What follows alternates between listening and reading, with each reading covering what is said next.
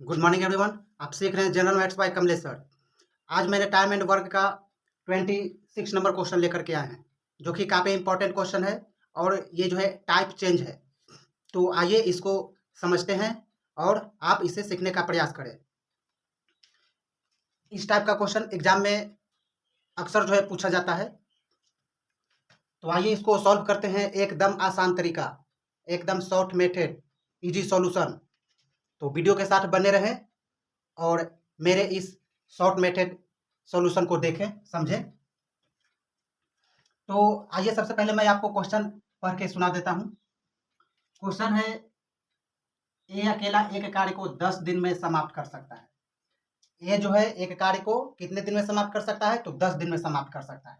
जबकि बी अकेला इसे 15 दिन में समाप्त कर सकता है और बी जो है इसे 15 दिन में समाप्त कर सकता है। यदि वे एक दिन छोड़कर एक दिन बारी बारी से काम करें तथा ये आरंभ करे तो कार्य समाप्त होने में कितने दिन लगेगा? अब कह रहा है कि बारी बारी से काम कर रहा है, यानी एक दिन ए काम करेगा और दूसरा दिन ए काम नहीं करेगा, ए जो है बैठ जाएगा और बी काम करेगा। फिर तीसरा दिन ए काम करेगा और चौथा दिन जो है बी काम करेगा। इस तरह से काम को करना है। क्वेश्चन में किस तरह से बोल रहा है काम करने के लिए, तो पूछ रहा है कि कितने दिन में काम समाप्त होगा, कितने दिन समय और लगेगा काम करने में, है ना, कितने दिन लगेगा काम समाप्त होने में। तो आइए इसको देखते हैं। फॉर्मूला वही है, ट्रिक वही है, टाइम गुना इफिशियंसी बराबर वर्क, ये याद रखना है। इसमें T4 हो गया टाइम,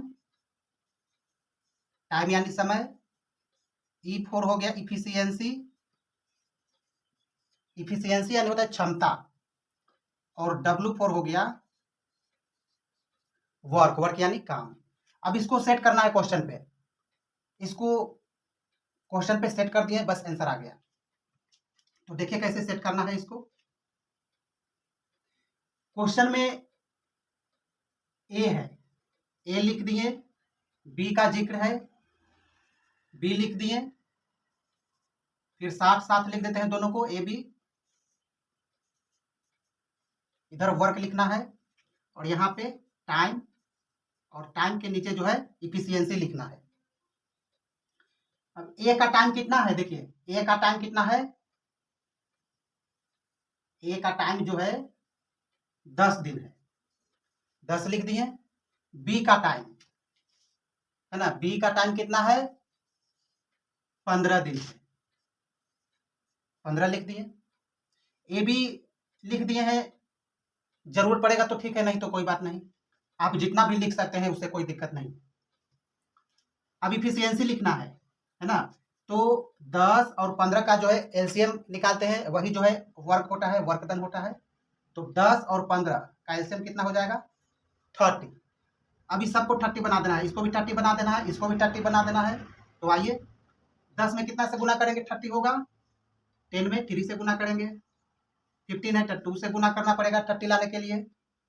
ए बी का एफिशिएंसी 3 और 2 5 हो जाएगा, जरूरत नहीं है लेकिन फिर भी इसे लिख दिए, कोई दिक्कत नहीं। अब कह रहा है क्वेश्चन में, एक दिन बारी बारी से काम करता है और काम ये ध्यान में रखना है कि काम आरंभ कौन कर रहा है। तो क्वेश्चन में लिखा हुआ है ना, ए आरंभ कर, है ना, काम कौन आरंभ कर रहा है, तो ए आरंभ कर रहा है। तो देखिए पहला दिन तो ए काम, पहला दिन है ना, पहला दिन में ए काम करेगा, ए का क्षमता कितना है, 3 है। अच्छा, फिर इसके अगला दिन कौन काम करेगा, बी काम करेगा, इसका क्षमता कितना है, 2 है ना। एक दिन और एक दिन कितना दिन हो गया, 2 डेज हो गया, और इधर 3 और 2 5 इफिशियंसी। तब यहाँ पे जो है इफिशियंसी को जो है वर्क मान के चलना है ना, इफिशियंसी को क्या मान के चलना है, वर्क मान के चलना है, काम मान के चलना है। तो यहाँ पे लिखेंगे 5 काम, है ना, 5 वर्क लिखिए, 5 वर्क कितना दिन, 2 डेज, है ना, 2 दिन 1 वर्क। तो यहाँ से क्या हो जाएगा, 2/5 है ना। कितना काम कराना है, इतना ही काम कराना है ना। वर्क डन तो इतना ही है, इतना ही काम कराना है, 30 वर्क।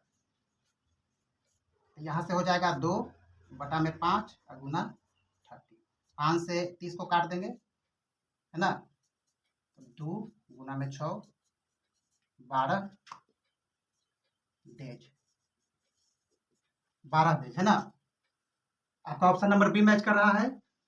तो कार्य समाप्त होने में कितना दिन लगेगा, 12 दिन लगेगा, ऑप्शन नंबर बी।